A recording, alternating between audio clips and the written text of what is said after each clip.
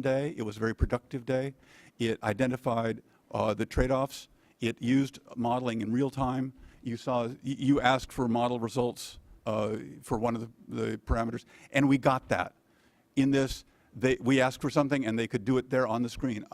Modeling has progressed tremendously in the last 20 years, and just this recent experience of using it in real time. What if we dug the ditch over here instead of over here, and if we made it this big? They could do all that. And I would urge you to set up some process that would allow you to enjoy those tools also, because they can be used. They can be used in real time. You can get answers very quickly to whatever comes to mind, much more so than I would have believed 5 years ago. Some of my questions were certainly answered, Bruce, and my concern, I'll be very candid with you, is if you've ever listened to a panel of statisticians, they don't ever really agree with each other, because if they did, you'd only need one statistician. And the same can be true, for a modeler. So I was very, encouraged by some of the comments that I heard, because, we're interested in species preservation, not preservation of a multitude of modelers, and how all this comes together is critical to me. So and that's why I'm sharing with you that I was very excited to see. I appreciate smelt that. people, sound people, microcystis people, weed people, all coming together and saying, what can we do with this parcel of land that would achieve all these goals? And it succeeded. So it gave me courage that maybe that can be successful elsewhere. And you have raised the issue of goals, and you've identified that you only have the doubling goal right now in the Water Quality Control Plan. But at the risk of being offensive, I would remind you that you have other goals in there. There is the rare objective, there is the cold water fish objective, and there's migratory corridors as beneficial uses that are all addressed by the Water Quality Control Plan. And the sort of modeling that you could do in real time, RMA showed that for a lot of the conditions that commonly happen, there is no connection between the McCullough River and the San Joaquin River and the bay. So in terms of a migratory corridor, I can't see, that's kind of a plus minus. If there's no water going from the river to the bay, then that's probably not a migratory corridor. So you can use that kind of tool, I think, in the way that we use Prospect Island and get at some of these, well, what would it take to do that? I don't know, but you have the tool here, and RMA could tell you by the end of the day if you ask them. It's that kind of thing. They can, drop the particles in and see where they go. It's really an exciting tool.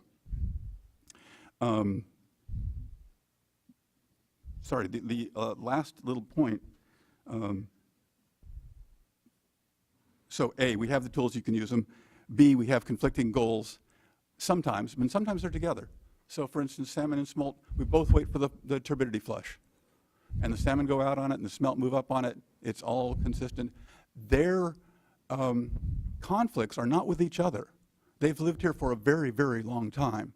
Their conflicts are that what they need in terms of the way we operate the system are different.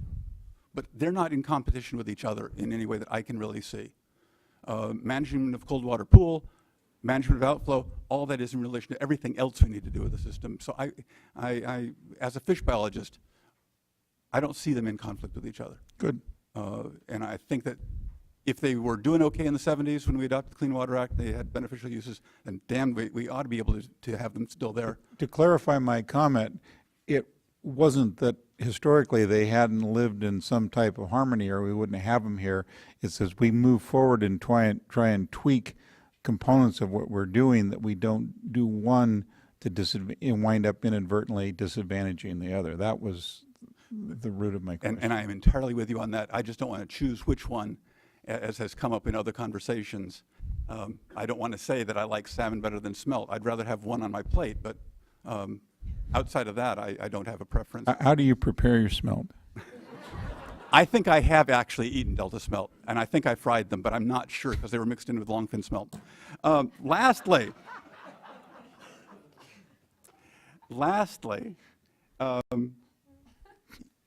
Vice Chair, you talked about how to do adaptive management on the cusp. And I think that with, in the first expert panel, Dr. Clorn described a system in which management was very involved with modeling, and that was very involved with monitoring. And that we're no longer in a position in which you can set up something and walk away and come back 20 years and see how it's doing. That if you're going to be using adaptive management, You need to be actively describing what it is, your vision for what you want to achieve, model some of those, and then set up modeling conditions, set up conditions in the field that will allow you to see which models are correct. And for that ability to distinguish signal and noise, I would, as it was said in the first panel, suggest that there isn't one right answer. That if you want to be able to distinguish whether one approach is more successful, it must be lunchtime, than another, then you need to set up a system that allows 1 year's signal to be different than another year's signal, that you can actually test. Yes, we tried that this year, and it worked, or it didn't work, and you have performance measures that tell you that.